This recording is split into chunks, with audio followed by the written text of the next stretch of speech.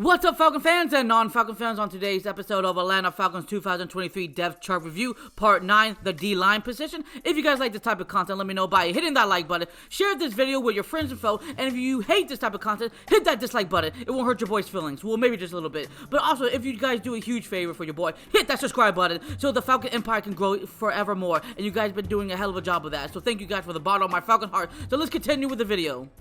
I am so excited that I can say that Atlanta Falcons have Calais Campbell on the roster. I am a huge fan of his work. You know, back in 2008 when he was drafted in the second round with the 50th overall pick.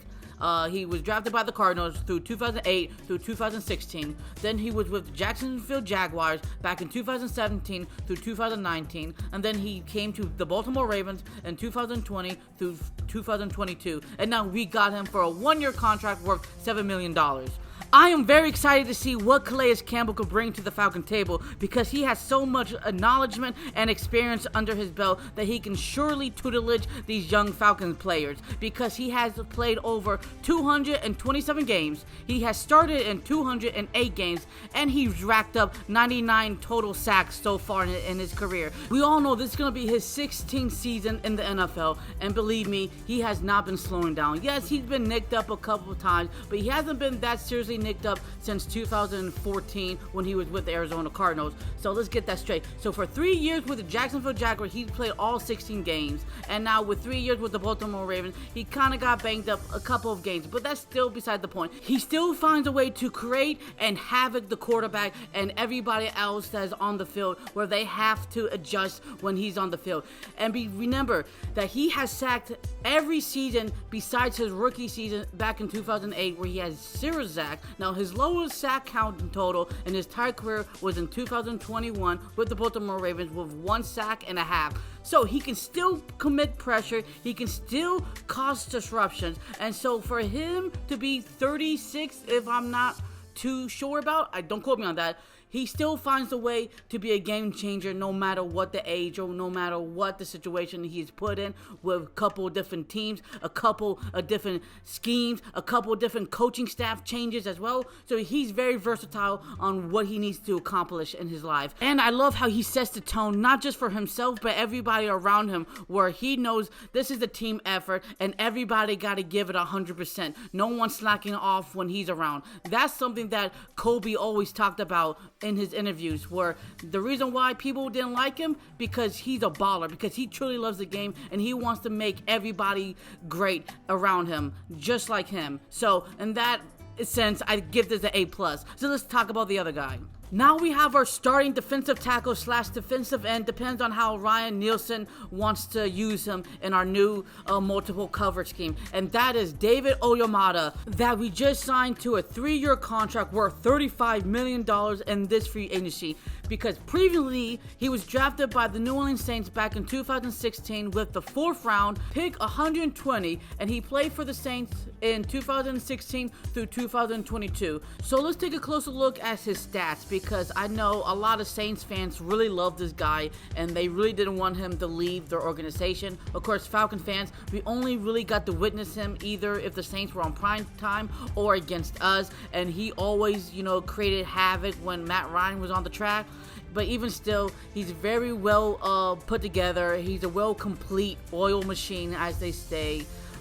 He gives you sacks, he gives you tackle for losses, he gives you pressures, he always creates some type of havoc when he's on the field. You kind of have to double team him because he does total a lot of tackles. He averages over 30 plus tackles per season. So that tells you that he's always in front of somebody or almost about to go and grab somebody off the chains, Do you know what's so interesting about David Onyemata's situation with the New Orleans Saints?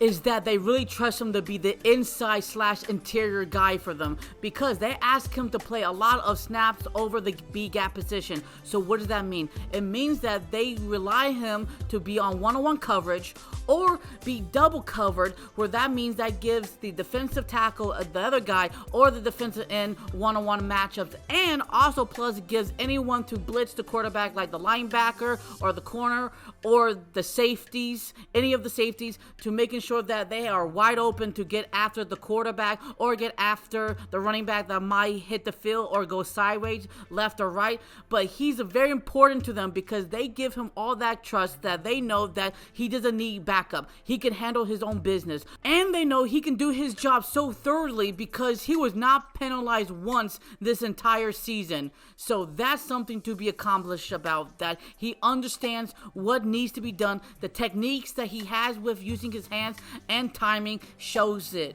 So let's talk about the other guy. There's no need to introduce this young man. He is the heart and soul of the Atlanta Falcons defense and the organization. All Falcon fans and non-Falcon fans know his name. He is Grady Jarrett. We extended his contract to a 3-year worth $50 million extension. So I am very happy about that. Now, we drafted him back in 2015 in the 5th round with the 137 pick overall. He has not disappointed us ever since he stepped on the Falcons field. This man has been a keystone to us, a pillar. He has played over 127 games for us. He has total over 420 tackles.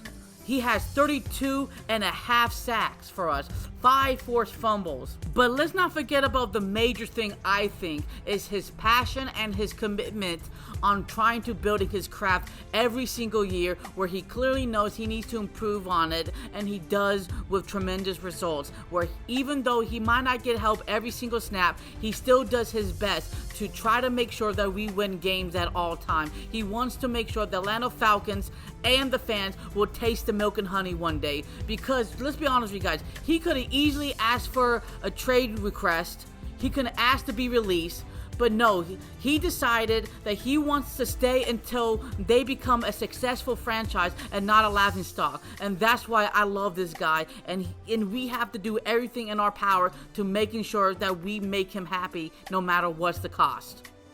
Now let's talk about Taikon Graham, who I really liked back in college when he played for the Texans back in 2027 through 2020, and we drafted him back in 2021 in the 5th round with the 148th pick overall, and we signed him to a 4-year contract worth $3 million. Unfortunately for my boy, he got placed on injury reserve on November the 21st, 2022, where he couldn't finish his 17 total games, where he only got to play in 11 games, but with that, he in total 34 total tackles, 1 fumble recovery, he didn't get any sacks, no forced fumbles, nothing like that. I kind of figured that he wasn't going to be a premier pass rusher, but I loved him as a stuff runner. That's what he's really good at for right now. At this point in time, I want him to have a smooth transition when it comes to his injuries, because I want the coaching staff of the Atlanta Falcons to making sure that his mindset is all right, his body is all right, because sometimes this could either make it or break it for a player when they get devastating season injuries. It could definitely affect them in the long run. So my hope is that when he comes back to training camp, his mindset is all right, because the Atlanta Falcons are giving him the correct guidance for him to be successful this season. Now let's talk about Amani Bledsoe, but they just released him a day ago, so he's out of the picture. So next, let's talk about Eddie Goldman. And I really can't say too much about him because unfortunately, he announced his retirement in the NFL literally 13 days after we signed him. So now back in March the 21st, 2023, Goldman decided to unretired, and now he's with the Falcons, and now he's active in our roster. So I have no clue what happened. I'm not going to speculate anything because we clearly don't know, and I've been trying to find articles. I still can't find a correct article that I can trust. But on that note, regardless, he did make us a laughingstock for a couple of days, and a lot of people were making fun about that, especially on Twitter and everywhere that wasn't Falcon stuff.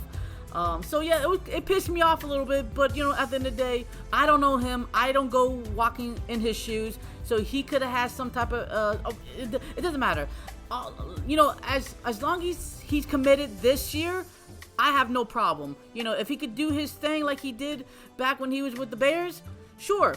I'm all happy that he decided to come back, and I'm gonna bring him, with open arms. So let's talk about Timothy Horn, that I thought did a great job as an undrafted nose tackle out of Kansas State back in 2022. He had a grand total of 27 tackles and 1 pass deflection. And I know he handled his business with flying colors with the opportunity of snaps that he got from the Atlanta Falcons. Every time he stepped on the field, he always tried to do his best work to make a play. And that's all you can really say for an undrafted player. Just do the best you can, my brother. So I definitely think the Atlanta Falcons should bring him back on the 53-man roster because he definitely proved his worth. Now let's talk about Jalen Dalton. I really don't know much about him. All I know is that he used to play for the Saints for 2 years.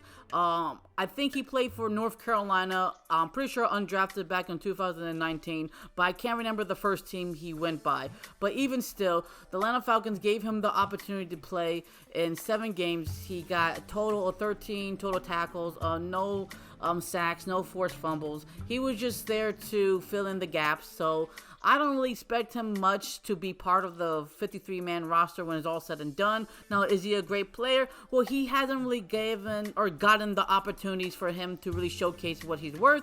The only time he really made a splash was against the Baltimore Ravens when we were struggling to win that game. And also, I guess with the Chargers as well, that's the most opportunities he ever gotten.